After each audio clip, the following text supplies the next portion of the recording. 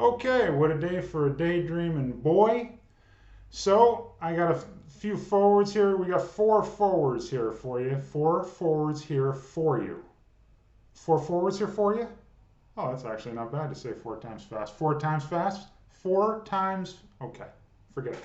Anyways, so first up on the list, Dominic Kubalik. He scored the game-winning goal in overtime against the Rangers last night, leads the Red Wings in points, goals, and assists with Dylan Larkin, of course, who has the exact same stats.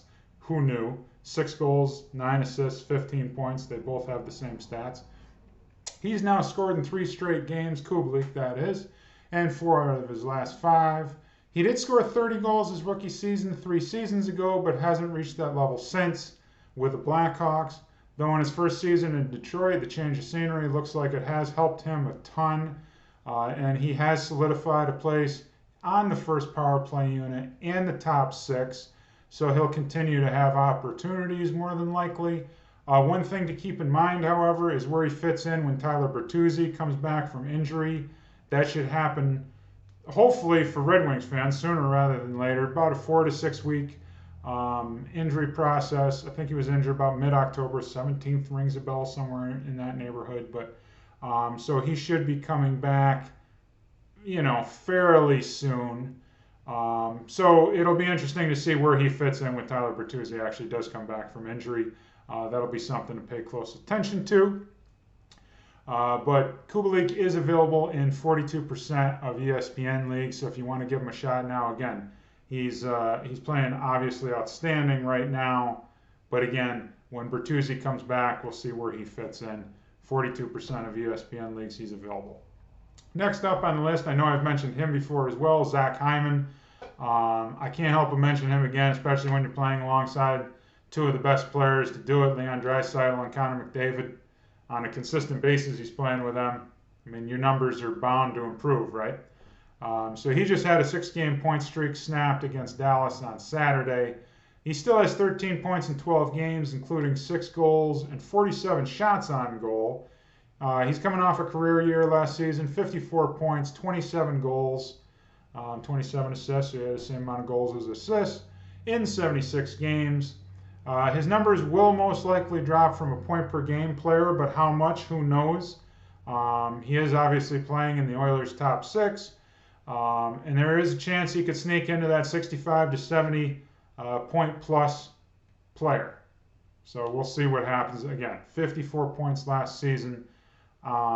Certainly on a great pace to at least get to 60, 65, somewhere in that neighborhood, and we'll see what happens. Obviously, that is if he plays a full season. He's available in 31% of ESPN leagues. Just a side note here, he is actually on my fantasy team. He hasn't let me down yet, but now that I'm making this video, he should go cold for about the next 10 games. That's usually how it works, so I apologize. Martin Necas, again, his name is difficult to pronounce, so it's Martin Necas. I pronounced it like 2 different ways.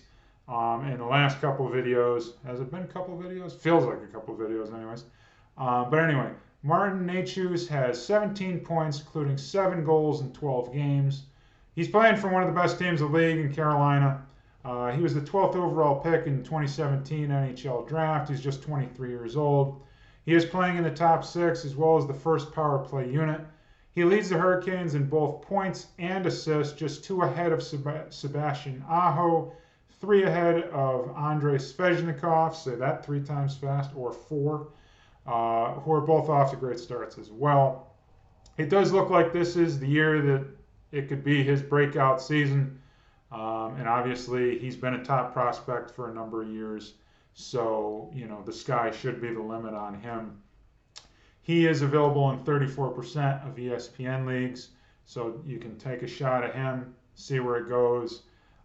But again, 12th overall pick in 2017, obviously a very, very highly touted prospect, playing on one of the best, if not the best team, at least in the regular season in Carolina. So again, sky is the limit on him.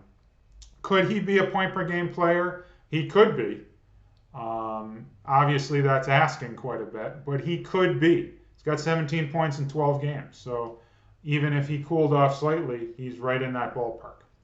Okay, so last but not least, 26-year-old Canucks. I said Canuckies the last time I was practicing this little speech, if you will. And anyways, 26-year-old Canuckies, 26-year-old Canuckies rookie Andrei Kuzmenko. He had a hat trick against Anaheim on Thursday and has 6 goals and 9 points in his last 5 games. He has 11 and 12 games total this season for the struggling Canuckies.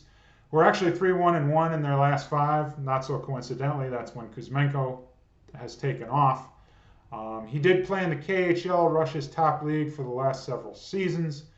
He is definitely worth keeping an eye on. Obviously, he's a 26-year-old rookie. It's difficult to know what to expect moving forward.